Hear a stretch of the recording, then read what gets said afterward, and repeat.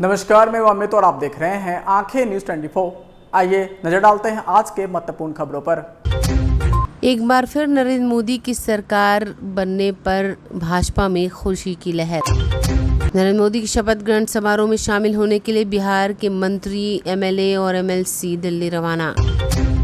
राजद ने जदयू पर जमकर साधा निशाना। दीपांकर भट्टाचार्य ने कहा, नरेंद्र मोदी सरकार ज्यादा दिनों तक चलने वाली नहीं।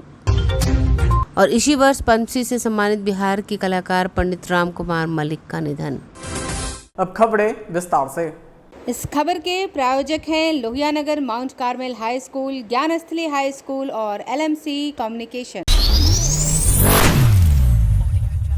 इसी बार देश के प्रधानमंत्री नरेंद्र मोदी शाम में प्रधानमंत्री पद की शपथ लेंगे। उसको लेकर एनडीए के कार्यकर्ताओं में खुशी की लहर है और ऐसे में पटना के लंगरटोली चौराहे पर एनडीए और भाजपा के कार्यकर्ताओं ने प्रधानमंत्री नरेंद्र मोदी की तस्वीर पर अबीर गुलाल लगाकर जश्न मनाया। सभी कार्यकर्ता एक दूसरे को मिठाई खिलाकर खुश हुए, आतिशबाजी की और साथ में जमकर जिंदाबाद के नारे भी लगाए। इतिहास में पहली बार हमारे देश के भावी प्रधानमंत्री श्री मोदी जी तीसरी बार आज शपथ ले रहे हैं और हमारे एनडीए के सहयोगी हमारे नीतीश कुमार, तमिलनाडु के मुख्यमंत्री, सब कोई मिलकर भारत को आगे बढ़ाएंगे और देश को विकास को दुरुस्त करेंगे और तालमेल बनाकर पाँच साल जो हमारे इंडिया की सरकार है, फुल बहुमत की सरकार है, पूरा सहयोग से पूरा विकास करेंगे और हिंदुस्तान को और भारत को आगे बढ़ाएंगे। आज हमने शपथ समारोह में आज हम लोग टोली चौराहा पर भारतीय जनता पार्टी के जो भी कार्यकर्ता पटना महानगर अबीर गुलाल और लड्डू बांटकर खुशी जाहिर किए हैं। अब तमाम हजारों कार्यकर्ता हम लोग के साथ अबीर गुलाल के साथ उत्साह मनाए हैं और फिर एक बार मोदी सरकार, फिर एक बार तीसरी बार इंडिया सरकार। नरेंद्र मोदी के प्रधानमंत्री पद के शपथ ग्रहण समारोह के लिए बिहार से तमाम एमएलसी और एमएलए भी दिल्ली जा रहे हैं और बिहार के तमाम मंत्री जी दिल्ली जा रहे हैं। वहीं बिहार सरकार के मंत्री नीतीश मिश्रा ने कहा कि बहुत बड़ी उपलब्धि और तीसरी बार प्रधानमंत्री पद का शपथ लेना यह साधारण बात नहीं। आज़ादी के बाद दूसरी बार यह अवसर मिला है हम सब के लिए, सभी भारतवासियों के लिए, विशेष तौर पर एनडीए के कार्यकर्ताओं के लिए बड़ा दिन है। ये बहुत बड़ी उपलब्धि और तीसरी बार प्रधानमंत्री का शपथ लेना ये साधारण बात नहीं है और ये आज़ादी के बाद दूसरी बार ये अवसर मिला है और हम सब के लिए, सभी भारतवासी के लिए और विशेष तौर से एनडीए के कार्यकर्ताओं के लिए बहुत बड़ा दिन है आज। ये बहुत बड़ी उपलब्धि और तीसरी बार प्रधानमंत्री का शपथ लेना ये साधारण बात नहीं है और ये आज़ादी के बाद दूसरी बार ये अवसर मिला है और हम सब के लिए, सभी भारतवासी के लिए और विशेष तौर से एनडीए के कार्यकर्ताओं के लिए। जेडीयू सरकार में रह करके किन किन योजनाओं पर काम करेगी, किन योजनाओं पर अपनी आपत्ति दर्ज करेगी, ये तो समय बताएगा। लेकिन अग्निवीर योजना को समाप्त कराना चाहिए। ये नौजवानों के साथ जो खिलवाड़ हुआ है, अग्निवीर योजना 4 वर्षों में लोग नौजवान रिटायर कर जाएंगे, इस पर तो नौजवानों को विरोध था। राजद के प्रदेश प्रवक्ता मृत्युंजय तिवारी ने कहा है कि जदयू सरकार में रहकर किन किन योजनाओं पर काम करेगी, किन योजनाओं पर अपनी आपत्ति दर्ज करेगी, यह तो समय बताएगा, लेकिन अग्निवीर योजना को समाप्त कर देना चाहिए। अग्निवीर योजना के तहत देश के नौजवानों के साथ खिलवाड़ हुआ है। अग्निवीर योजना का विरोध आज पूरा देश कर रहा है। उन्होंने कहा कि इस तरीके के कई ऐसे विवादित मुद्दे हैं जिस पर जदयू को अभी सही समझौता करना चाहिए ताकि ऐसे मुद्दे पर पूर्ण विचार करे सरकार। जेडीयू सरकार में रह करके किन किन योजनाओं पर काम करेगी, किन योजनाओं पर अपनी आपत्ति दर्ज करेगी, ये तो समय बताएगा। लेकिन अग्निवीर योजना को समाप्त कराना चाहिए। ये नौजवानों के साथ जो खिलवाड़ हुआ है, अग्निवीर योजना 4 वर्षों में लोग नौजवान रिटायर कर जाएंगे, इस पर तो नौजवानों को विरोध था, पूरे देश को विरोध था। तो इस तरह के कई ऐसे विवादित मुद्दे हैं, जो योजनाएं हैं, उस पर जेडीयू को अभी से ही समझौता करना चाहिए कि ऐसे मुद्दों पर वो पुनर्विचार करें। जेडीयू सरकार में रह करके किन किन योजनाओं पर काम करेगी, किन योजनाओं पर अपनी आपत्ति दर्ज करेगी, ये तो समय बताएगा। लेकिन अग्निवीर योजना को समाप्त कराना चाहिए। ये नौजवानों के साथ जो खिलवाड़ हुआ है, अग्निवीर योजना 4 वर्षों में लोग नौजवान रिटायर कर जाएंगे, इस पर तो नौजवानों को विरोध था, पूरे देश को विरोध था। तो इस तरह के कई ऐसे विवादित मुद्दे हैं, जो योजनाएं हैं, उस पर जेडीयू को अभी से ही समझौता करना चाहिए कि ऐसे मुद्दों पर वो पुनर्विचार करे सरकार। भाकपा माले के राष्ट्रीय महासचिव दीपांकर भट्टाचार्य ने केंद्र में नरेंद्र मोदी के तीसरी बार सरकार बनने को लेकर जमकर आरोप लगाते हुए कहा, कहीं न कहीं इस चुनाव में भी धांधली हुई है। महागठबंधन कई सीटों पर काफ़ी कम अंतर से चुनाव हारी है। साथ ही उन्होंने सीएम नीतीश कुमार और टीडीपी प्रमुख चंद्रबाबू नायडू को लेकर भी कहा कि दोनों की नीतियां बीजेपी को नीति से अलग है, इसलिए सरकार कितने दिनों तक चलेगी कुछ भी कह पाना जल्दी नहीं होगा। नीतीश कुमार ने जनता से वादा किया है पूरे देश में जाति आधारित गणना, बिहार को विशेष राज्य का दर्जा देना, आर्थिक मदद करने, इसको जल्द से जल्द लागू करवाने की ज़रूरत है। महागठबंधन बिहार में कुछ कम सीट जरूर जीती है, लेकिन हमारे जो भी सांसद जीत के आए हैं वह सदन में किसानों, मजदूरों और मजलूमों की आवाज़ को बुलंद करने का काम करेंगे। अभी देखिए, सरकार जो बनने जा रही है, जहाँ तक लगता है मोदी जी शपथ लेने वाले, तो ये जनादेश की भावना के खिलाफ है। देश में जो जनादेश था, वो जनादेश बहुत साफ था कि मोदी सरकार, मोदी की गारंटी, मोदी के नाम पर चुनाव 400 पार, इसको जनता ने पूरी तरह नकार दिया था इस बार के चुनाव में। और इसलिए ये चुनाव सरकार बदलने के लिए था।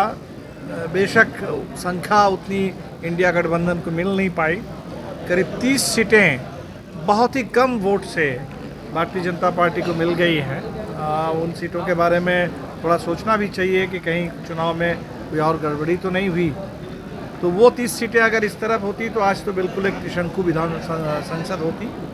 बाकी जो सरकार बन रही है, इसमें जनता दल यू और टीडीपी दोनों पार्टी की बड़ी भूमिका है, और जेडीयू बिहार से, और इसलिए नीतीश जी से तो बिहार की जनता उनकी यही मांग होगी कि नीतीश जी कहते रहे हैं कि हम इधर उधर अब नहीं करेंगे, नहीं करेंगे उनकी बात है, लेकिन जो लगातार बिहार से नीतीश जी वादा करते रहे हैं, कम से कम उन मुद्दों को तो ना छोड़ें। बिहार के लिए विशेष राज्य का दर्जा, पूरे देश के लिए जाति आधारित जनगणना, बिहार के तर्ज पर पूरे देश में आरक्षण का विस्तार, जो कहते थे पटना विश्वविद्यालय को केंद्रीय विश्वविद्यालय का दर्जा, इससे लेकर के पूरे देश में जो उनका कहना होता था कि कम्युनलिज्म, करप्शन और इस देश में क्राइम, कम्युनलिज्म, करप्शन और क्राइम से हम कभी कॉम्प्रोमाइज़ नहीं करेंगे, समझौता नहीं करेंगे। लेकिन विडंबना यही है कि जिस सरकार में साथ दे रहे हैं वो सरकार क्राइम, करप्शन और कम्युनलिज्म के पर्याय है। तो अब नीतीश जी कैसे, जिसको अंग्रेज़ी में कहा जाता है वॉक द टॉक, जो बोलते थे उस पर कैसे अमल करेंगे, ये तो नीतीश जी को ही दिखाना है। तो बिहार की जनता और पूरे देश की जनता की उस पर नज़र रहेगी। क्या लगता है टिकाऊ सरकार रहेगी?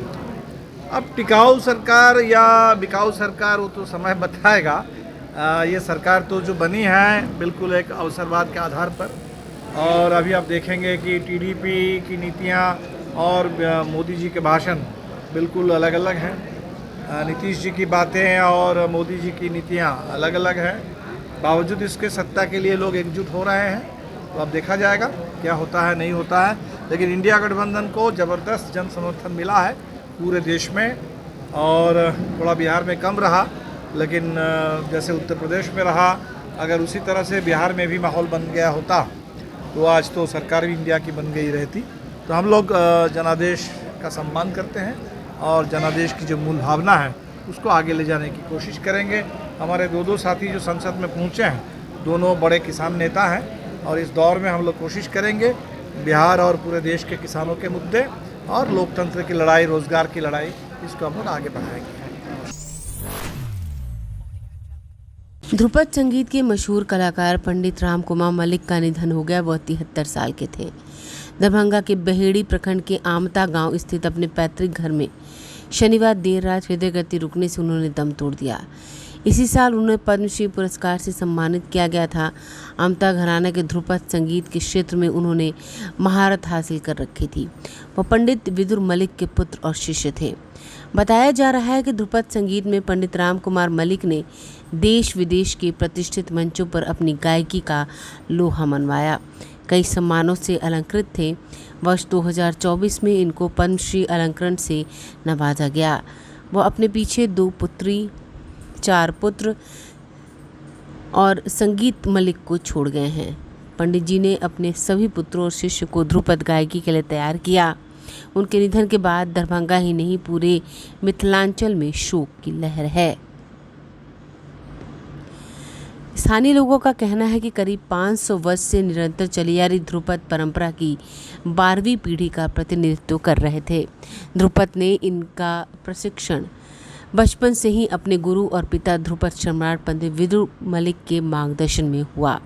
दादा पंडित सुखदेव मलिक से भी संगीत सीखने का अवसर मिला। इनकी गायकी में गौहार वाणी, खंडार वाणी, कस सुमधुर प्रयोग,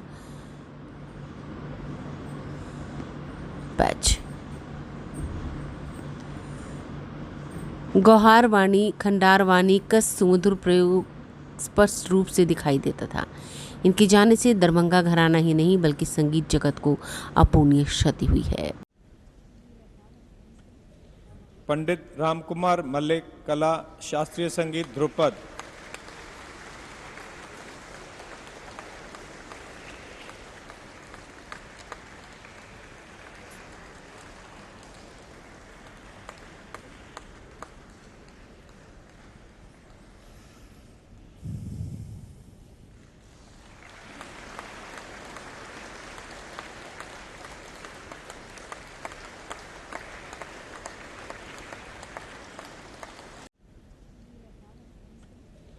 पंडित रामकुमार मलिक कला शास्त्रीय संगीत ध्रुपद।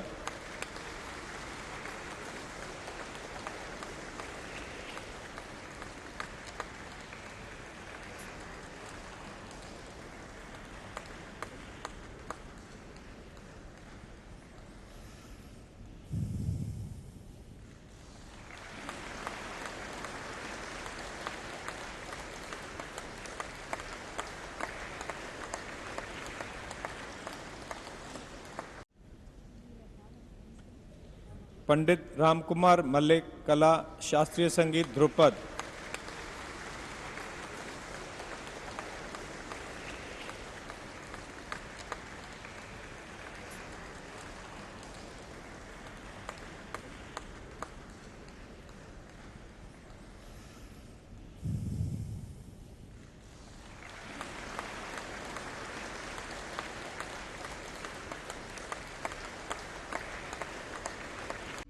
अगर आप भी अपने दुकान, प्रतिष्ठान, school, college, coaching centre, restaurant, cafe का विज्ञापन देना चाहते हैं, वो भी किफ़ायती दर पर, तो आंखें न्यूज़ 24 लेकर आया है आपके लिए एक सुनहरा मौका। आंखें न्यूज़ 24 न्यूज़ पोर्टल की दुनिया में बिहार का सबसे उभरता हुआ चैनल, जहां बिहार झारखंड से जुड़े तमाम बड़ी खबरें देखने को मिलती है। तो देर किस बात की, आज भी जुड़े आंखें न्यूज़ 24 के साथ। संपर्क करें हमारे व्हाट्सएप नंबर 8935876430 पर।